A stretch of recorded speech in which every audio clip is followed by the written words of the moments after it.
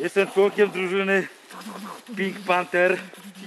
Zostałem wytypowany do opowiedzenia trochę o nas, gdyż jestem najbardziej medialny. Zresztą widać. Mamy różne typy broni napędzane różnymi siłami fizycznymi i innymi wynalazkami, o których mówią w szkole. Ale do szkoły nie chodziłem.